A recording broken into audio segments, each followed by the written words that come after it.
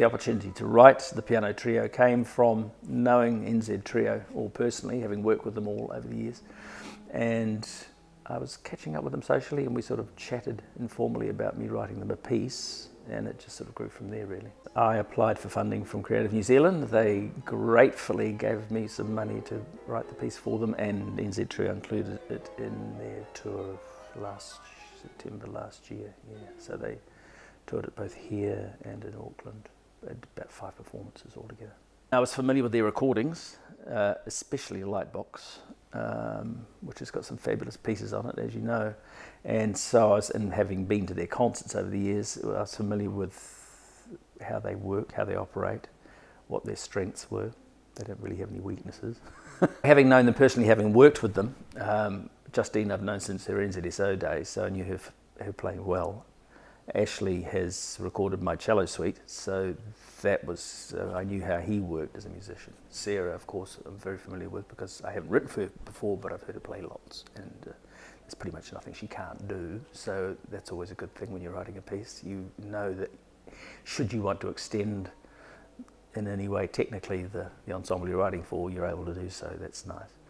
But the musicianship was the other thing, so you've got the best of both worlds. You can play with that, and I did do that a bit. Technically it's quite demanding in places, but musically, middle and towards the end, it's more musically inclined, so you want them to have a beautiful sense of phrase and make a beautiful sound, and I knew I could get that from them.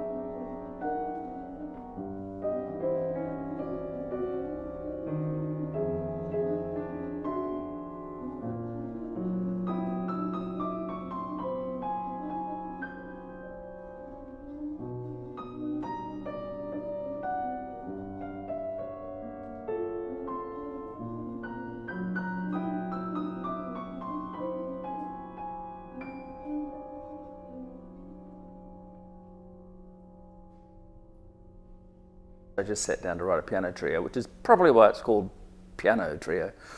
However, it did, like all these things, it takes on a life of its own, and you end up at the end of it looking at it and going, I've said something here, I'm not sure what it is. Maybe other people can just take from it what they will, and you know the story anyway. It's like you put 10 people in a room, give them a piece of music to listen to, and they'll take 10 different things out of it. So it's a bit like that, really. If I stand back from it and look at it, yeah, it has a certain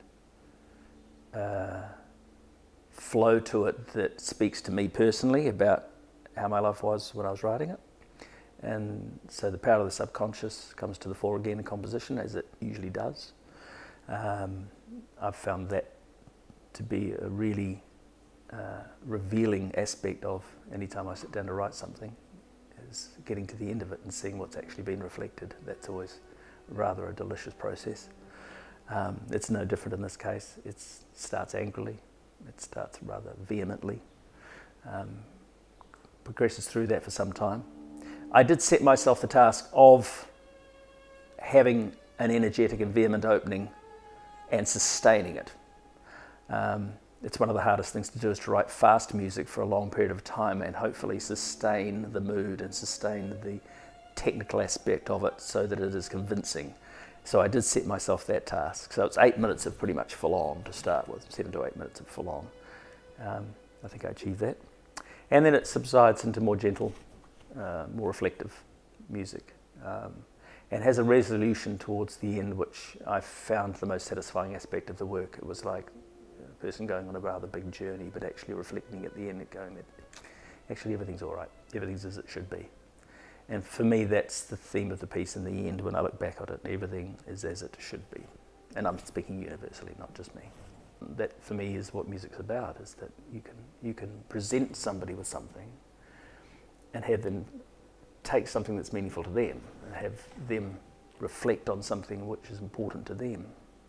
That's how music works. That's how music has a universal message. Not if we give it to them. You can't give people something they need. They need to discover it for themselves. It's sort of a metaphor for life, really, isn't it?